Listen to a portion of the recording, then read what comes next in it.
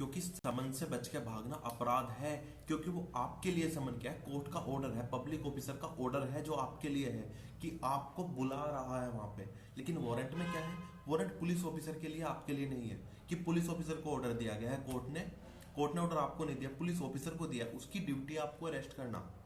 लेकिन समन आपके लिए है कि आपकी ड्यूटी है कोर्ट के ऑर्डर को ओबे करके करते हुए कोर्ट में प्रेजेंट होना। क्लियर है यहाँ तक? तो वहां पे अपराध नहीं है। अब यहाँ पे पहली बात तो ये आ गई कि ये भाग गए, इन्होंने अपराध कर दिया। क्लियर है? दूसरी बात, अब उसमें सीआरपीसी में दिया गया प्रोसीजर बताया गया पूरा। वहां पे एक पॉइंट ये दिया गया है कि अगर व्यक्ति नहीं मिल रहा है जिसके खिलाफ समन किया गया है, तो जो एरिया है वहां पे, उस एरिया पे कहीं पे चिपका देंगे।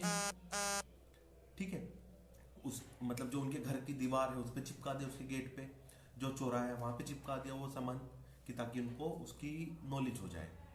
अब लगा दिया, अब अंशु प्रिया जी ने क्या किया, चुपचाप गई, उसको फाड़ दिया, वहां से हटा दिया उसको, मतलब जहां जहां लगा था सारे हटा दिए। तो क्या यहां पे अंशु प्रिया जी ने कोई अपराध किया है या नहीं किया? ये सुनो, जल्दी से बताओ, जल्दी, बहुत आगे बढ़ना, बहुत इंपॉर्टेंट पॉइंट चल रहा है आज के। ओके, अपराध किया है, क्योंकि कोर्ट का जो ऑर्डर था उसको डिसोबे कर रहे हैं। क्या कर रहे हैं, ध्यान से सुनना, कोर्ट के ऑर्डर को डिसोबे कर रहे हैं, उस ऑर्डर को नहीं मान रहे हैं। तीसरा पॉइंट, पहला पॉइंट क्या था कि इनके खिलाफ समन इशू हुआ है, इनके लिए समन इशू हुआ है, ये समन की तामील नहीं होने दे रही है, समन प्राप्त नहीं कर रही है, छुप रहे हैं, उससे भागने की कोशिश कर रहे हैं, तो अपराध हो गया। दूसरा पॉइंट आ जाता है, इन्होंने जो कोर्ट ने जो प्रति वगैरह जहां जहां लगाई थी, वो चस्पा किया था जहां जहां, वो हटा दिया उन्होंने सारी चीजें, तो वो भी अपराध हो गया। तीसरा पॉइंट, कोर्ट के ऑर्डर समन में क्या थे कि 12 तारीख को दोपहर की 11 बजे आपको फला फला कोर्ट में प्रेजेंट होना है, मतलब डीजे कोर्ट में या सीजेएम फर्स्ट के यहाँ प्रेजेंट होना है। ये वहां पर नहीं गई, समन मिलने के बाद भी। समन मिल गया इनको, अंशु प्रिया जी को समन इशू हो गया, इन्होंने समन देख लिया कि 12 तारीख को मुझे सुबह 11:30 बजे सीजीएम कोर्ट के यहाँ, chief judicial magistrate first class के यहाँ प्रेजेंट होना है 11:30 बजे। उसके बाद भी अंशु प्रिया जी वहां पे प्रेजेंट नहीं होती हैं, तो क्या इन्होंने कोई अपराध किया है या नहीं किया है? जल्दी से बताइए। वेरी गुड, वेरी गुड, शाबाश। ओके, ठीक है, शुरुआत करते हैं चैप्टर 10 आईपीसी की। किया है, वेरी गुड। चैप्टर 10 आईपीसी, इन्हीं चीजों की बात करें जो पूरा चैप्टर हम पढ़ चुके हैं ऑलमोस्ट। अब शुरुआत करते हैं चैप्टर 10 आईपीसी। बात कर रहे हैं the contempt of the lawful authority of the public servant, मतलब लोक सेवक के विधिपूर्ण प्राधिकार की अवमानना के विषय में किए गए अपराध, मतलब वो अपराध जो कोई अथॉरिटी वाला पर्सन, कोई पब्लिक ऑफिसर को राइट है कार्य करने का, उस ऑर्डर देने का राइट है, आप उसका अवमान कर रहे हो, उस ऑर्डर को नेग्लेक्ट कर रहे हो, उस ऑर्डर की अवमानना कर रहे हो, अवहेलना कर रहे हो, तो आपने अपराध किया है। ठीक है मोनू जी, आज भी हमने क्लास शुरू नहीं की थी जब तक आपने, अब शुरू कर रहे हैं। चैप्टर 10 स्टार्ट करें, आप ही की प्रतीक्षा कर रहे थे। चैप्टर 10 स्टार्ट करते हैं। चैप्टर 10 सेक्शन 172 से स्टार्ट होता है। अब पढ़ लेते हैं। पहला कह रहा है absconding to avoid the service of summon and other proceeding, मतलब क्या, समन की तामील या अन्य कार्रवाई से बचने के लिए फरार हो जाना। वो किसने किया था? अभी अंशु प्रिया जी ने, वही तो अपराध है। देखो पढ़ लेते हैं। However, absconds in any order avoiding being served with a summon notice or the order proceeding from any public servant legally competent, मतलब जो कॉम्पिटेंट है, पब्लिक सर्वेंट है, उसने क्या बोला था वहां पे समन में, कौन इशू कर, कौन सर्व करेगा समन? कोई भी कोर्ट का ऑफिसर हो सकता है, पुलिस ऑफिसर होता है, कोई पब्लिक ऑफिसर हो सकता है, या फिर कोई भी कंपिटेंट पर्सन जिसे कोर्ट ने अथॉरिटी दी है, कोई भी हो सकता है। Who is legally competent as such a public servant to issue the summon notice order shall be punished imprisonment for 1 month and the fine of 500 rupees. क्योंकि समन से बचने के लिए अगर आप फरार हो जाते हो, उस समन की तामील नहीं होने देना चाहते हो, उस समन को, उस नोटिस को, उस प्रोसीडिंग को पूरा नहीं होने देना चाहते हो, उससे बचने के लिए अगर आप भागते हो, तो आपने अपराध किया है अंडर सेक्शन 172। क्लियर हो गया? पनिशमेंट कितनी मिलेगी? 1 महीने की सजा मिलेगी, और दूसरा क्या मिलेगा आपको? 500 रुपये का जुर्माना। मतलब आप कंटेम्प्ट कर रहे हो उस ऑर्डर का जो किसी पब्लिक सर्वेंट ने दिया है। अब बताइए सेक्शन 172 समझ में आया कि नहीं? आप पढ़ चुके हैं आप लोग अच्छे से, सेक्शन शुरू होने से पहले पढ़ गए थे। क्लियर हो गया 172? यस और नो? जल्दी से बताइए, दिमाग में बैठ जाना चाहिए, क्योंकि वहां पे आधी तो आपको स्टोरी याद आ जाएगी। स्वीटी जी को नहीं हुआ। स्वीटी जी, अगर किसी के खिलाफ कोई समन इशू हुआ है, पहली बात तो आपको समन पता होना चाहिए क्या होता है, कि कोर्ट के ऑर्डर है कि इस डेट में आपके खिलाफ एक केस है, ये केस की कॉपी है, इस तारीख में आपको कोर्ट के सामने प्रेजेंट होना है। आपको पता है आपके खिलाफ केस है, क्योंकि अगर आपने वो कॉपी ले ली, अब ये भी समझ लो क्यों भागते हैं समन से, भागते क्यों लोग बाग। अगर आपने कॉपी ले ली है उस समन की, कोर्ट में उस समन की 2 कॉपी होती है, समन की भी 1 कॉपी तो आपको मिल जाएगी, दूसरी कॉपी के पीछे जो ऑफिसर आया था समन सर्व कराने के लिए, वो लिखेगा कि यहाँ पे अंशु प्रिया जी हमें मिली थी, हमने उनको समन दे दिया, उनके साइन कराएगा और अपने साइन करेगा और कोर्ट में सबमिट करेगा। तो कोर्ट को यह एहसास हो जाए कि हाँ अंशु प्रिया जी को नॉलेज है, उन्हें पता चल गया है कि उनके खिलाफ समन इशू हुआ है, उनके खिलाफ एक केस है, तो उन्हें वहां पे प्रेजेंट होना चाहिए। इन केस अगर वो प्रेजेंट नहीं होती है वहां पे समन मिलने के बाद, तो अपराध करेंगी वो कहां पे, 175 में अपराध हो जाएगा उनका, जाकर के 174 में अपराध हो जाएगा। तो इसलिए चाहते हैं कि अपराध से बचने के लिए समन ही नहीं ले रही, जानबूझ के नहीं ले रही, जानबूझ के इंटेंशनली वॉलेंटरी अगर वो नेग्लेक्ट करती है या एब्सकॉन्डिंग करते हैं फ्रॉम द सर्विस ऑफ समन से, एब्सकॉन्डिंग होते हैं, उससे खुद बचते हैं, तो अपराध हो जाता है 172 में। अब इसमें एक पैराग्राफ और दिया गया, वो पढ़िए एक बार। एक है, इफ द समन और the notice order attend in the person और by the agent of the proceeding of the document electronic, कैसे भी हो सकता है वो तो no issue, with simple imprisonment which extend to, मतलब ये कह रहा है यदि ये सूचना न्यायालय के किसी कार्यालय द्वारा है, मतलब न्यायालय ने किसी अभिकर्ता को कोर्ट से ही किसी व्यक्ति को भेजा है, कोर्ट के ऑर्डर है डायरेक्टली, ठीक है, तो अगर आप करते हो तो सजा ज्यादा मिलेगी, 6 महीने की सजा मिलेगी, 1000 रुपये जुर्माना, ठीक है। अगर आप नॉर्मल समन या नोटिस वगैरह प्रोसीडिंग से बचने के लिए भागते हैं, उसकी सर्विस नहीं होने देना चाहते, तामील होने से बचते हैं, तो आपको सजा कितनी मिलेगी, 1 महीना और 500 रुपये का जुर्माना।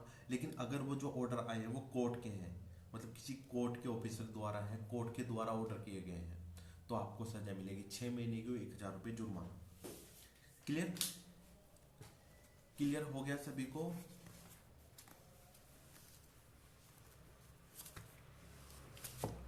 चलो लिख लो कभी फिर, ओके हो गया, तो लिख लो फिर भी एक पॉइंट लिख लो, इसमें एक पैराग्राफ में खत्म हो जाएगा। चैप्टर 10 आईपीसी, चैप्टर 10 आईपीसी, इसमें डाल दीजिए आप सेक्शन, वो तो नाम तो डाल ही दोगे ना आप, चैप्टर का जो नाम है, contempt of the lawful authority of public servant, ये डाल डूल देना जो भी डालोगे आप। सेक्शन 172, सॉरी सेक्शन 172, पेपर के बीचों बीच लिखना बिल्कुल। क्या लिखोगे आप, absconding to avoid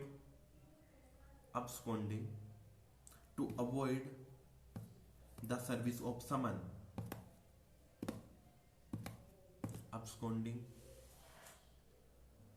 to avoid the service of summon, absconding to avoid the service of summon लिख लिया, मतलब समन की तामील होने से बचने के लिए फरार हो जाना, समन की तामील होने से बचने के लिए फरार होना,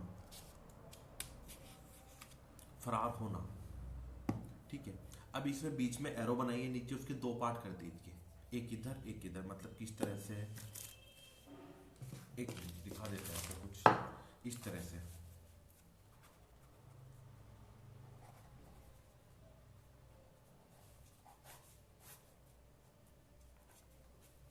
इस तरह से बना लीजिए।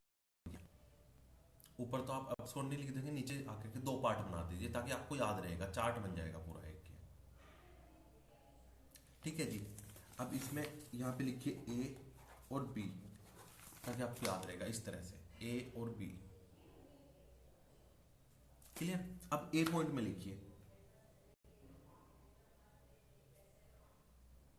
ए पॉइंट में लिखिए पब्लिक सर्वेंट, मतलब अगर समन पब्लिक सर्वेंट से इशू किया गया है तो मतलब लिखिए पब्लिक सर्वेंट। दूसरे में लिखिए कोर्ट ऑफ जस्टिस, मतलब न्यायालय। पहले में लिखिए लोक सेवक, दूसरे में लिखिए, ए में लिखिए लोक सेवक, बी में लिखिए न्यायालय। अब जो पब्लिक सर्वेंट लिखा है उसके नीचे लिखिए आप पनिशमेंट क्या मिलेगी, उसके नीचे लिखिए, जहां पब्लिक सर्वेंट लिखा है उसके नीचे लिखिए 1 मंथ इम्प्रिजनमेंट, 1 मंथ इम्प्रिजनमेंट, और पनिशमेंट कितना है, and fine may be extending 500, fine 500 लिख दो बस, आप इतना याद रहे बहुत है एग्जाम के लिए। इसमें 2 पॉइंट लिखे आपने पब्लिक सर्वेंट में, 1 month imprisonment and fine 500 rupees. Court of justice वाले में लिखिए पहला point 6 month imprisonment, 6 month imprisonment, और दूसरा पॉइंट लिखिए आप उसमें 1000 रुपीज फाइन, 1000 रुपीज फाइन।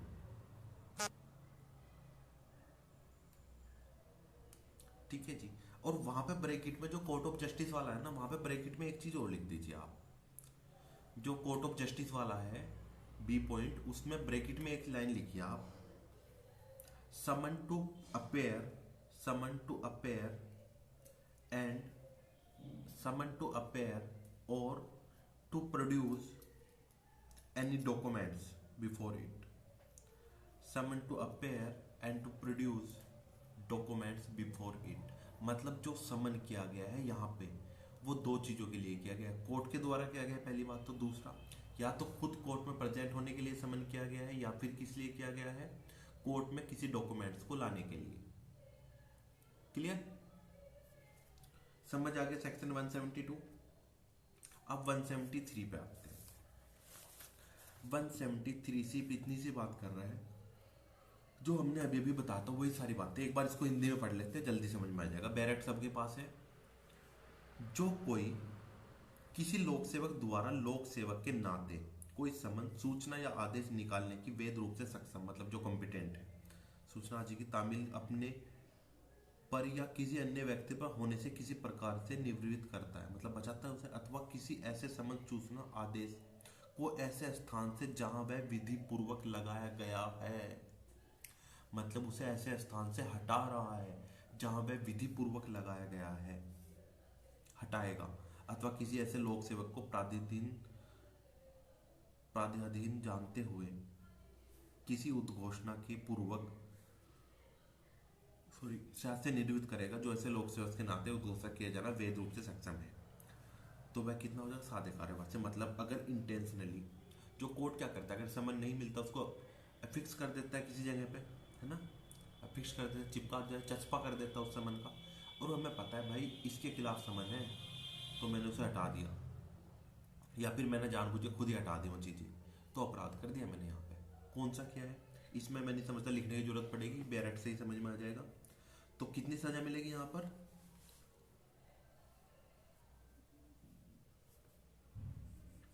1 महीने का कारावास और वही 500 रुपये का जुर्माना।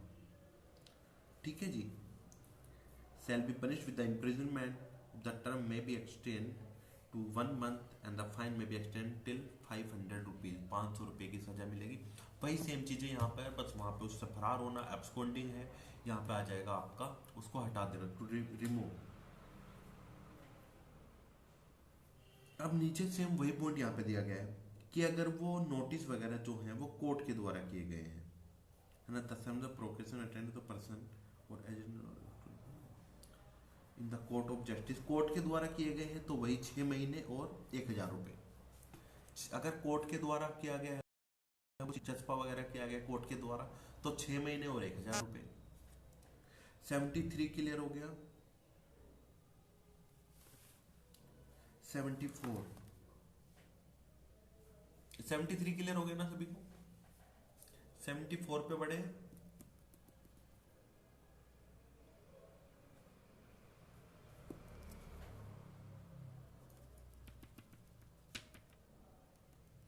ओके, बताते रहा करो। अब 74 कह रहा है non attendance in obedience to the order of the public servant. Public servant ने कोई ऑर्डर किया है, उसकी आप ओबे नहीं कर रहे हैं,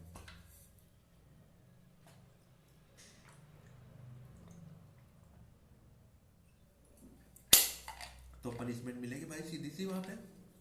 अब क्यों नहीं मिलेगी, जरूर मिलेगी।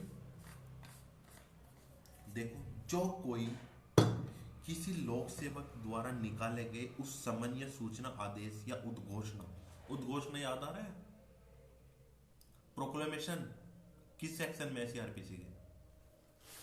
प्रोक्लेमेशन सीआरपीसी के किस सेक्शन में डिफाइन है? कहाँ पहुंच गए, कहाँ पहुंच गए मोनिका जी? यही रहो। वेरी गुड छवि, वेरी गुड। 82 में प्रोग्रेशन है, 83 में अटैचमेंट है, 84 में उसको राइट दे दिया क्लेम करने के लिए, 85 में उसको राइट दे दिया था कि उसको रिस्टोर करने के लिए, 86 में उसको राइट दे दिया था उसमें 2 साल के अंदर उसको पूरी प्रॉपर्टी को रिस्टोर करने का, 87 में उसको राइट दे दिया हाई कोर्ट में जाके सेटिस्फाइड करने का। याद रखा करो छोटी छोटी चीजें, क्योंकि ऐसी चीजें सारे एक्ट एक दिन में नहीं पढ़ सकते, सारी चीजें साथ साथ रखो इसलिए। ठीक है, कहाँ थे हम? यहाँ पे ये बात कर रहा है, अच्छा, उद्घोषणा का पालन जिससे वह लोक सेवक के नाते निकाले गए वैध रूप से सक्षम है किसी न्यायालय के स्थान पर अभिकर्ता के हाजिर होने के लिए आबद्ध करता है। मतलब पुलिस ऑफिसर ने ऑर्डर, अच्छा अरेस्ट वाला जो खंड था आपने पढ़ा होगा, अरेस्ट वाला, आ जाओ सबनन जी, जो अरेस्ट वाला जो खंड था सीआरपीसी में, वहां पे उसने बोला गया था कि जरूरी नहीं अरेस्ट करे, वो पहले क्या करेगा, उसको अपरेंस करने के लिए देगा, कि उसको नोटिस देगा कि कोर्ट में यहाँ पुलिस स्टेशन में हाजिर हो जाओ। अगर वो हाजिर नहीं होता फिर सीधा अरेस्ट कर देगा उसको। वही बात करेगा, उसे हाजिर होने के लिए कुछ समन किया गया पुलिस ऑफिसर ने, तो तब वो वहां पे नहीं होता है। कोई भी पब्लिक ऑफिसर है, किसी पब्लिक ऑफिसर ने उसको समन किया है टू प्रेजेंट, ठीक है, तो उसकी बात करें यहाँ पे, उस स्थान पर हाजिर होने के का लोक करता है,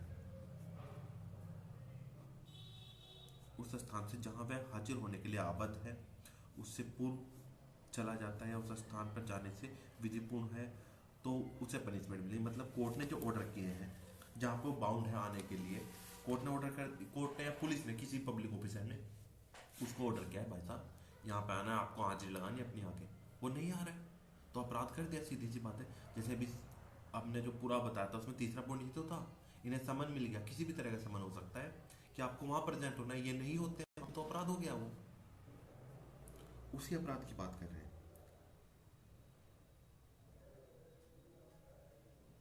तो यहाँ पे पनिशमेंट कितनी मिल जाएगी उसको? यहाँ पे भी वही है, 1 महीना और 500 रुपीज। ज़्यादा इसमें पढ़ने की जरूरत नहीं, यहाँ से ज़्यादा चीज़ें नहीं आती। 172 पूछा जाता है बहुत ज़्यादा, 172 मोस्ट इंपॉर्टेंट है, वो याद रख लेना अच्छे से, बाकी चीज़ें इतनी ज़्यादा नहीं पूछी जाती। ठीक है, समझ आ गया? 1 महीना और 500 रुपये, और अगर वो कोर्ट ऑफ जस्टिस का ऑर्डर है प्रेजेंट होने के लिए, कोर्ट में प्रेजेंट होने का संबंध था, आप नहीं हो रहे तो 6 महीने और 1000 रुपये। क्लियर है यहाँ तक? 75 क्लियर हो गया, 74 क्लियर हो गया। अब 74A, अब 74A जो है वो बात कर रहा है, देखो वापिस वहीं पे आ गए हम, जो अभी बात कर रहे थे 82 सीआरपीसी क्या बात करता है? अगर कोई व्यक्ति जिसे अरेस्ट करने के लिए ऑर्डर हुए हैं, ठीक है, या उसको कोर्ट में प्रेजेंट करने के लिए अरेस्ट करने के ऑर्डर हुए हैं, पूरा दिन क्लासेस के बाद हालत हो जाती है ऐसी,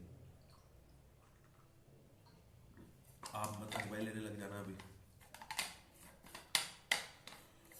हाँ जी, तो वहां पे 82 सीआरपीसी की बात कर रहे हैं। पहले हम 82 सीआरपीसी में क्या था, वो क्या करते हैं, प्रोक्लेमेशन ऑफ अब्सकॉन्डिंग पर्सन, कोई व्यक्ति से अरेस्ट करने के ऑर्डर हुए, जैसे विजय माल्या है, नीरव मोदी है, ये जो लोग हैं, या कोई भी हो सकता है, जरूरी नहीं बड़े लोगों के खिलाफ तो होते ही नहीं है, हम लोगों के खिलाफ भी होते हैं ऐसे ऑर्डर, सही मायने में एग्जीक्यूशन का ऑर्डर हुए मुझे अरेस्ट करने के लिए, मैंने किसी के 2 लाख रुपए मार दिए, मैं तो भाग गया, वो ढूंढ रहे, मैं मिल ही नहीं रहा, उन्हें बोला 1 महीने के अंदर अंदर इस कोर्ट में प्रेजेंट हो जाओ, नहीं तो तुम्हारी प्रॉपर्टी जब्त कर ली जाएगी। समन जो हुआ है वो क्या हुआ है कि 1 महीने के अंदर अंदर, with in the 1 month, 30 days है शायद वहां पे, हाँ 30 डेज है वहां पे, विद इन 30 डेज अगर मैं वहां प्रेजेंट नहीं होता, कहाँ, उस कोर्ट में या उस ऑफिसर के सामने जो उस समन में लिखा गया, और समय और डेट वहां पे होगी लिखी हुई कि वहां पे प्रेजेंट हो जाओ, नहीं तो आपकी प्रॉपर्टी जब्त कर ली जाएगी। अगर मैं वहां पे प्रेजेंट नहीं होता है तो क्या करेंगे वो 82 में प्रोक्लेम कर देंगे, मुझे भगोड़ा घोषित कर देंगे कि अब इसकी प्रॉपर्टी सरकार की हो जाएगी। और 83 में क्या कहा, मेरी प्रॉपर्टी पे कब्जा कर लेगी सरकार। सरकार मतलब सरकार खुद नहीं करेगी, कौन करेगा, कोर्ट करेगा। कोर्ट किसके थ्रू कराएगा, जो डीएम है वहां पर, एग्जीक्यूटिव मजिस्ट्रेट है, हम तो सिर्फ ऑर्डर देंगे ना, आप लोग सिर्फ जज बन के ऑर्डर दोगे, जो डीएम वगैरह पुलिस वाले ये काम करेंगे आपके, आप तो सिर्फ कहोगे डीएम साहब 4 लोगों को उठा लाओ, वो लाएंगे उठा के, एग्जीक्यूशन करेंगे, ठीक है, अब आगे की बात तो चलो वहीं पढ़ेंगे। अब उस ऑर्डर की बात करें जो ऑर्डर किया था कि 82 में, नहीं तो आपको भगोड़ा घोषित कर देंगे, आप यहाँ पे प्रेजेंट हो जाओ। अगर उस ऑर्डर को ना मान के मैं प्रेजेंट नहीं होता हूं, तो उस अपराध की बात करें 174A। ठीक है जी, अब पढ़ते हैं, देखो। Non appearance in the response of the proclamation under section 82 of CrPC. ठीक है जी, ये कह रहा है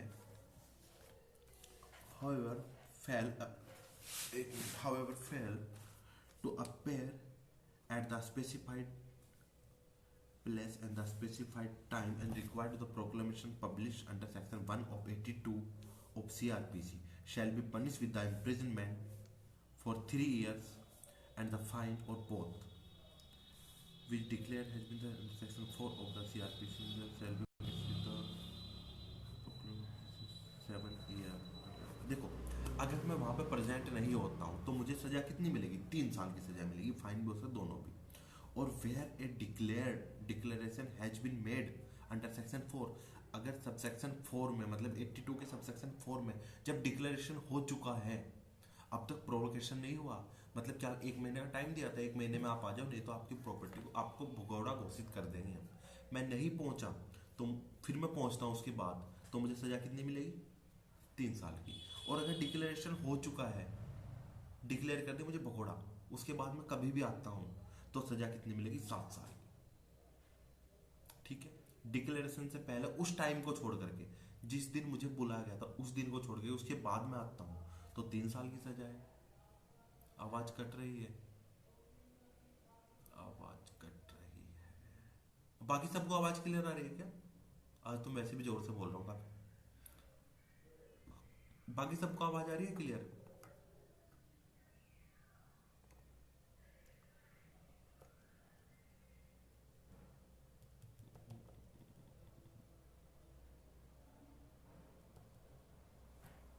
ओके, चलो कोई बात नहीं, सबकी सही हो जाएगी। आवाज समझ तो आ रहा है ना वैसे चीजें? वर्ड समझ तो आ रहे हो ना क्या बोला जा रहा है? स्वीटी जी, आपकी आवाज, आपके यहाँ आवाज कट रही थी, समझ तो आ रहा है ना क्या बोला जा रहा है?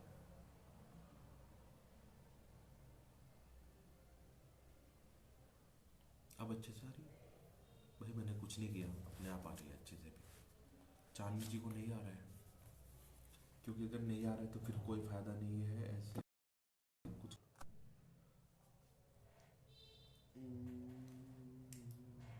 रुक जाइए, 1 मिनट के लिए होल्ड कीजिए।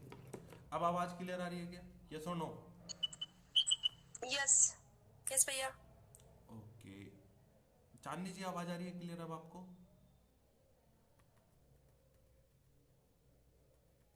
चांदनी जी की यहाँ आवाज कट रही थी, अभी तो ठीक है, तो मतलब ठीक ही रहने वाली है। ठीक है, अब पढ़ते हैं 174A। ये कह रहे हैं जो कोई अपराधी, अच्छा पढ़ लिया था हमने, फिर भी एक बार हिंदी में पढ़ लिया। जो कोई इसने के अंतर्गत निर्दिष्ट स्थान पर हाजिर होने में असफल रहता तो कारावास जिसकी अवधि 3 वर्ष की हो सकेगी या जुर्माना या दोनों से दंडनीय होगा। और जहां वह धारा की उपधारा 4 के अधीन कोई ऐसी उद्घोषणा की गई है जिसमें उद्घोषित अपराधी के रूप में घोषित कर दिया गया है, वह ऐसे कारावास से दंडनीय होगा जिसकी अवधि 7 वर्ष होगी। मतलब उद्घोषणा से पहले आता है तो 3 वर्ष, उद्घोषणा के बाद आता है तो 7 वर्ष। याद रहेगा सेक्शन 74A कब जुड़ा था? कब जुड़ा था? सेक्शन 74A की बात कर रहे हैं जितेंद्र जी हम। सेक्शन 74A कहता है जब 82 सीआरपीसी में, ओके जी 2005, वेरी गुड, जब 82 सीआरपीसी में ऑर्डर हुआ है, क्या समन इशू किया गया, नोटिस दिया गया है कि 1 महीने के अंदर अंदर अगर आप फला फला कोर्ट में प्रेजेंट नहीं होते हैं तो आपको क्या मिलेगा? आपको उद्घोषित अपराधी को चीज़ नहीं मिलेगी, वहाँ पे टोपी नहीं मिलेगी कि अगर आप प्रेजेंट नहीं होते हैं तो आपको भगोड़ा घोषित कर दिया जाएगा। और भगोड़ा घोषित होने का मतलब ये है आपकी प्रॉपर्टी आने वाले समय में जब्त कर ली जाएगी। अब ठीक है, वो नहीं पहुंचा वहां पर 1 महीने के अंदर, जितना भी टाइम दिया गया है उस टाइम में वो वहां नहीं पहुंचा है 82(1) जो सीआरपीसी में है, वहां पे जो ऑर्डर दिया गया है, तो उसे सजा 3 महीने 3 साल की मिलेगी, फाइन भी हो सकता है, दोनों हो सकते हैं। लेकिन अगर उसको उद्घोषित भगोड़ा घोषित कर दिया गया, उद्घोषित अपराधी मतलब भगोड़ा घोषित कर दिया गया, उसके बाद वो आता है, पकड़ा जाता है किस तरह से, तो उसे सजा मिलेगी 7 साल की। सिर्फ इतना है, याद रखना, ये सेक्शन इंपॉर्टेंट है। 172 174A इंपॉर्टेंट है, दोनों याद रखना। अब 175 में आते हैं। 175 कहता है ओमिशन टू प्रोड्यूस इलेक्ट्रॉनिक और other documents to the public servant by the person legally bound, किसी ऐसे पर्सन को जो बाउंड है लॉ के द्वारा कुछ डॉक्यूमेंट्स को प्रेजेंट करने के लिए।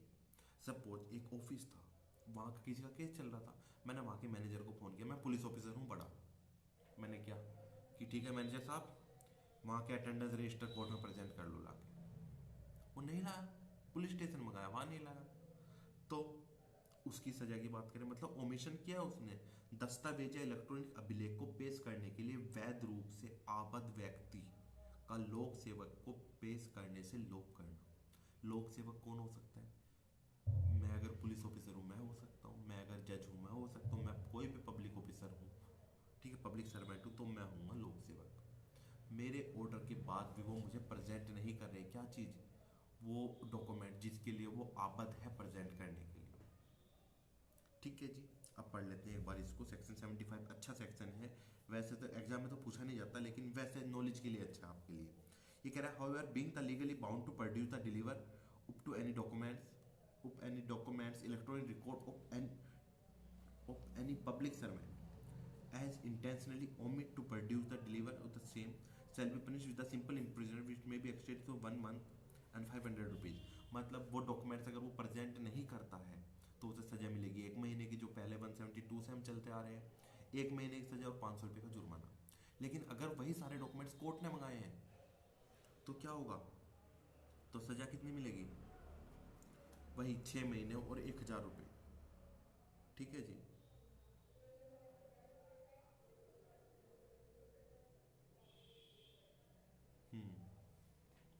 ठीक है, क्लियर हो गया सभी को। 175 176 पे आ जाते हैं। आज थोड़ा स्पीड ज़्यादा है ना, अब स्पीड ज़्यादा ही रखेंगे, जो कम इम्पोर्टेंट है उनमें स्पीड थोड़ा बढ़ा के रखेंगे, क्योंकि समय बहुत कम है, क्योंकि आपको फरवरी में एग्जाम देना है, उसके लिए आपको जीएस भी तैयार करना है, सीआरपीसी भी करना है, तो स्पीड अच्छी करनी पड़ेगी। अब 200 सेक्शन हो जाएंगे तो फिर भी आधा भी नहीं हुआ अभी तक आईपीसी आपका आधा भी नहीं हुआ है। अब बढ़ते हैं आगे। 176 omission to give notice information to the public servant by the person legally bound to it. मतलब वो पब्लिक सर्वेंट, इनमें से कुछ नहीं आता, वो पब्लिक सर्वेंट जिसे आप नोटिस देने के लिए बाउंड हो, फिर भी आप नोटिस नहीं देते, इन्फॉर्मेशन नहीं देते, तो आप क्या होगा, पनिशेबल हो जाओगे। 1 महीने की सजा और 500 रुपये। कुछ नहीं, हल्का सा देख लेना इसमें। अगर कोर्ट के बारे में है वो कुछ ऐसा, तो आपको सजा मिल जाएगी 6 महीने की। हल्का सा देख लेना, कुछ वो नहीं है इसमें। फॉर फॉल्स इन्फॉर्मेशन, ये इंपॉर्टेंट सेक्शन है 177। अगर आप झूठी इन्फॉर्मेशन देते हो, याद आ रहा है सीआरपीसी में कहाँ आप लोग आबद्ध हो पुलिस ऑफिसर को इन्फॉर्मेशन देने के लिए। ये सेक्शन ऐसी अच्छे सेक्शन है, थोड़े थोड़े नॉलेज के लिए अच्छे हैं, पढ़ने चाहिए। हाँ जी, 160 मोनिका जी कहाँ पहुँच गए आप सीआरपीसी में, जल्दी से बताइए आप लोग। हाँ 43 अंशु प्रिया जी, 41 में अरेस्ट विदाउट वारंट है, 42 में क्या है, 42 बात कर रहा है उसकी, जब आप पुलिस ऑफिसर को आप इन्फॉर्मेशन नहीं देते, अपना नाम नहीं बताते, तब अरेस्ट करने की। 43 में अरेस्ट कर सकता है प्राइवेट पर्सन। 44 में कौन कर सकता है, जज मजिस्ट्रेट अरेस्ट कर सकता है, ये नहीं है वहाँ पे। 45 में अरेस्ट वाला है। हम इंफॉर्मेशन की बात करें जहाँ पे इंफॉर्मेशन देने के लिए आबद्ध है पब्लिक। क्वेश्चन ये है कि पब्लिक कहाँ आबद्ध, कोई भी पुलिस ऑफिसर को या पब्लिक सर्वेंट को इंफॉर्मेशन देने के लिए आबद्ध कहाँ हो आप लोग, किस सेक्शन में बताया गया। आप किसी भी ऑफेंस की जानकारी पुलिस ऑफिसर को दोगे, you are legally bound to give the information to the public servant. अब ये सेक्शन इसलिए पूछ रहा हूँ मैं आज सीआरपीसी के, क्योंकि आपके एग्जाम आने वाले हैं, तो आपको पढ़ने तो सारे सब्जेक्ट पढ़ेंगे, भले ही मैं सीआरपीसी नहीं पढ़ा रहा हूँ अभी, लेकिन आपको पता होना चाहिए। सेक्शन 36, 37, 38 याद आ रहा है, 39, वेरी गुड मोनिका जी, वेरी गुड। 39 सेक्शन पढ़ना एक बार से भी जाके, ये सेक्शन नोट करते रहो, आपको पढ़ लेना। सॉरी, आगे बढ़ते हैं। जहाँ तक हमने पढ़ा था, कहाँ है हम फिलहाल, अच्छा 177 में ये कह रहे हैं जो कोई किसी लोक सेवक को ऐसे लोक सेवक के नाते किसी विषय की इत्तला देने के लिए वैध रूप से आबद्ध होते हुए विषय की सच्ची इत्तिला देने के लिए रूप से ऐसी इत्तिला देगा जिसका मिथ्या होना वह जानता है। झूठा साक्ष्य देना या झूठी इंफॉर्मेशन देना क्या होता है? झूठी कब होगी? जब मुझे खुद ही नहीं पता उसके बारे में। झूठी होगी वो? नहीं होगी ना। जब मुझे पता है कि ये बात झूठ है फिर भी मैं उसको इन्फॉर्मेशन देता हूँ तो वो झूठ है। और किसी बात का मुझे ही नहीं पता, मुझे लग रहा है अच्छा ये तो रमेश है, हाँ रमेश वहाँ खड़ा था, या साहब रमेश तो वहाँ खड़ा था, अब मुझे ही नहीं पता तो मैंने झूठी इन्फॉर्मेशन नहीं दी। मुझे लगा था रमेश जैसा हो, मैंने बता दिया, मेरी गलती नहीं। लेकिन मुझे पता है रमेश नहीं गोपाल है वो, मैंने कहा साहब रमेश वहाँ खड़ा था, तो रमेश था ही नहीं, झूठी इन्फॉर्मेशन दे रहा हूँ, तो वो अपराध यहाँ पे आएंगे। ठीक है जी। मतलब ये कह रहे हैं however being the legally bound to furnish information to any subject to any public servant as such a furnishing as true information on the subject which he knows that by reason or reason to believe to be false, उसे विश्वास है, विश्वास करने का कारण है। Class join नहीं हो रही है। कोई एक काम कीजिए, ग्रुप में एक मैसेज कर लीजिए कि रिट्राई करें, क्लास ज्वाइन हो जाएगी। कुछ लोगों के मैसेज आ रहे हैं क्लास ज्वाइन नहीं हो रही है, शायद कुछ प्रॉब्लम हो, नेटवर्क इशू। ठीक है, कहाँ थे हम? अच्छा, उसे रीजन टू बिलीव है या उसे विश्वास करने का कारण है कि ये इन्फॉर्मेशन झूठ है। हो गई शायना खान जी, नेटवर्क इशू होगा कुछ। ठीक है। To be false shall be punish with the imprisonment may be extend to the 6 month and 1000 rupees fine. ध्यान रखना, अगर वो लीगली बाउंड है इन्फॉर्मेशन देने के लिए, ठीक है, लीगली वो लीगली बाउंड है इन्फॉर्मेशन देने के लिए, फिर भी जानते हुए कि वह बात झूठी है, फिर भी झूठी इत्तिला देगा, तो वह पनिशेबल होगा किससे? किससे पनिशेबल होगा? 6 महीने और 1000 रुपये से। क्लियर? अब इसमें दूसरा पैराग्राफ दिया गया है, if the information to legally bound to give the respect to the commission on any offence, यदि वह जो इन्फॉर्मेशन है वो किसी ऑफेंस के होने से रिलेटेड है, यदि वह इत्तिला जिसे देने के लिए वैध रूप से आबद्ध है, कोई अपराध किया जाने के विषय में हो, या किसी अपराध को किए जाने का निवारण करने के प्रयोजन से हो, या किसी अपराधी को पकड़ने के लिए अपेक्षा से हो।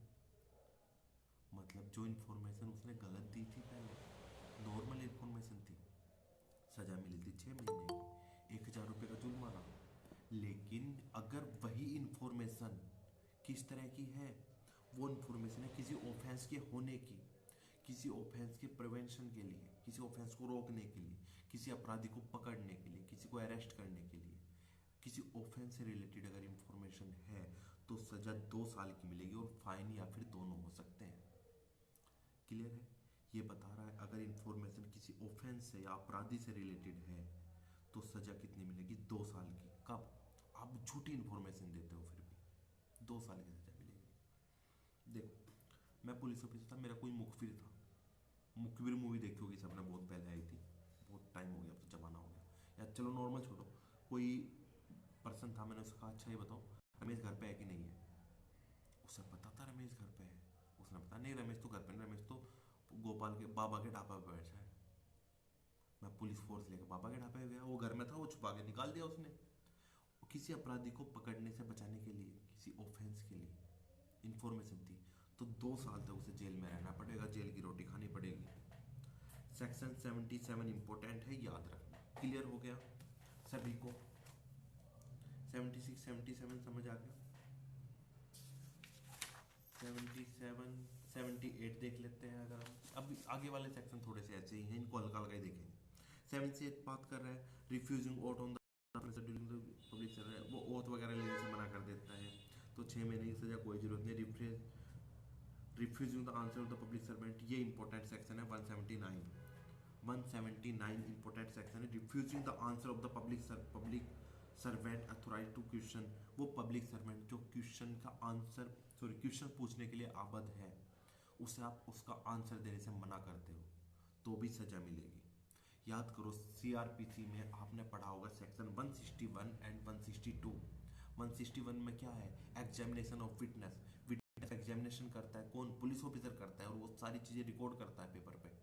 रिकॉर्ड करने के बाद 162 ने बोला था लेकिन उन पर साइन नहीं कराने की जरूरत है। अब वही चीज़ें यूज कहाँ की जाती हैं? 159 एविडेंस एक्ट में रिफ्रेशिंग मेमोरी के लिए। चलो वहाँ तो ज़्यादा जब वहां पे 161 में पुलिस ऑफिसर ने ये चीज़ पूछी गई थी, अगर वो आंसर नहीं देता है तो भाई पनिशमेंट मिलेगी उसको, यहाँ पे भी मिलेगी और दूसरी बात वहां पे भी मिलेगी।